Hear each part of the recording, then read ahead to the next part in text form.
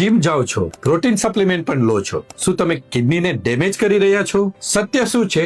ચાલો આજે જાણીએ આપણે. ગુજરાતમાં જીમનું કલ્ચર વધી રહ્યું છે અને સાથે સાથે મારા યંગ પેશન્ટો પણ 22, 25, 28 વર્ષના યુવાનો કિડનીની બીમારી સાથે. આવું કેમ થાય છે? વે પ્રોટીન, ક્રિએટિનિન, માસ ગેઇનર આ બધા પદાર્થો કિડની ઉપર લોડ આપે છે. સાયન્સ મુજબ ડેલી 1 ગ્રામ પર કેજી ના હિસાબે આપણે પ્રોટીન ઇન્ટેક લેવું જોઈએ. એટલે કે જો તમે 60 કિલોના હો તો ડેલી 60 ગ્રામ તમે પ્રોટીન લઈ શકો ઓલ ઓવર 24 અવર્સમાં. એટલે જો તમે પ્રોટીન સપ્લિમેન્ટ લેતા હોય તો તમારે તમારા ડોક્ટરની સલાહ મુજબ યોગ્ય માત્રામાં પ્રોટીન લેવું જરૂરી છે. બોડી બિલ્ડિંગ રોંગ નથી, પણ વધુ પ્રમાણમાં સપ્લિમેન્ટ લેવા એ ડેન્જર છે. કોઈ પણ સપ્લિમેન્ટ લેતા પહેલા એક simple test serum creatinine and EGFR કરાવો. 6 પેક બનાવો, પણ કિડનીને સેફ રાખીને. જો તમે જીમ કરો છો તો કોમેન્ટમાં લખો જીમ, હું તમને જણાવીશ કયા કયા ટેસ્ટ કરાવવા જોઈએ.